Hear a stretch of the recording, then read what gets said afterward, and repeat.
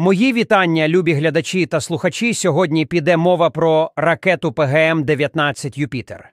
Я вам розповім невелику передісторію. На дворі початок 60-х, розпал холодної війни.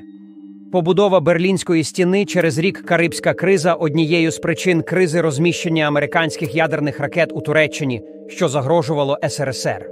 А тепер перейдемо до самої ракети. Розробка ракети «Юпітер» почалася в листопаді 1955 році за розпорядженням міністра оборони Ч.Е. Вілсона. Передбачалося два варіанти – наземний для сухопутних військ та морський для ВМС. Розбіжності між армією та ВМС виникли через безпеку рідинних ракетних двигунів.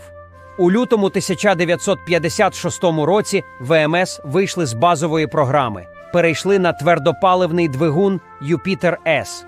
Програма була скасована на користь Polaris А-1. Ракета «Юпітер» для армії розвивалася в Редстоунському арсеналі під керівництвом Вернера фон Брауна.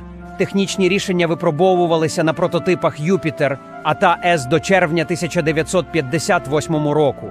У травні 1957 році відбувся вдалий пуск БРЗД, а у липні 1958 році почалося серійне виробництво з контрактом у концерну Chrysler.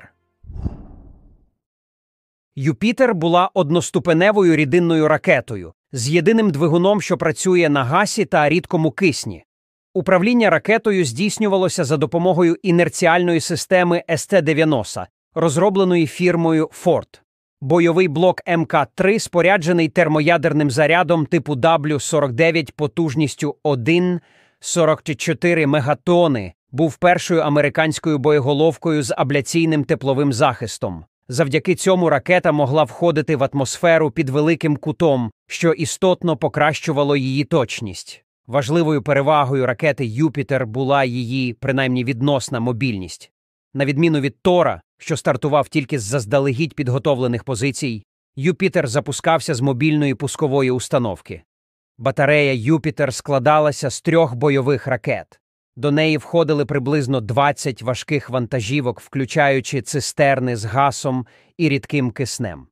Ракета транспортувалася горизонтально на спеціальній машині. Прибувши на місце розгортання, батарея встановлювала ракети вертикально і зводила навколо основи кожної ракети навіс з алюмінієвих листів. Таке укриття захищало персонал, що займався підготовкою до старту, і дозволяло обслуговувати ракети при будь-яких погодних умовах. Після установки ракета вимагала приблизно 15 хвилин для заправки, після чого була готова до запуску.